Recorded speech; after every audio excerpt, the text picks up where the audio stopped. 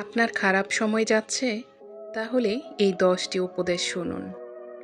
Number 1, সব সমস্যার সমাধান একদিনে হয় না। ধৈর্য ধরুন এবং সময় নিন। নাম্বার 2, শারীরিক ও মানসিক স্বাস্থ্য ভালো রাখতে নিজের যত্ন নিন। পর্যাপ্ত ঘুম, সুষম আহার ও নিয়মিত ব্যায়াম করুন। নাম্বার 3, পরিবার ও বন্ধুদের সাথে সময় কাটান। পরিজনদের সাথে সময় কাটালে মানসিক চাপ কমে। নাম্বার 4, সৃষ্টিকর্তাকে বিশ্বাস করুন এবং নিজের ভুলের জন্য অনুশোচনা করুন। নাম্বার 5, দুশ্চিন্তা থেকে দূরে থাকুন। নিজেকে উৎসাহিত করার জন্য সৎ চিন্তার আশ্রয় নিন।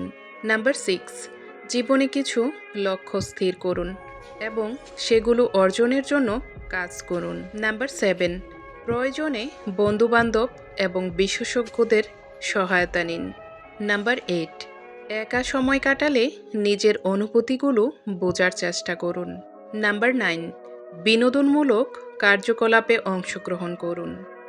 নাম্বার 10, জীবনের ছোট ছোট ভালো মুহূর্তগুলোর জন্য আল্লাহর কাছে কৃতজ্ঞতা প্রকাশ করুন।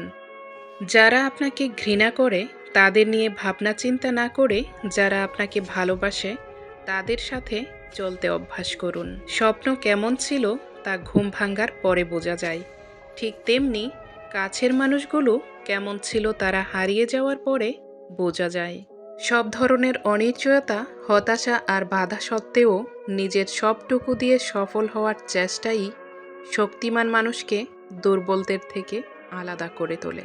বেশিরভাগ নারী অর্থের লোভে সব কিছু ত্যাগ করে, এমনকি নিজের সন্তান, স্বামীকেও।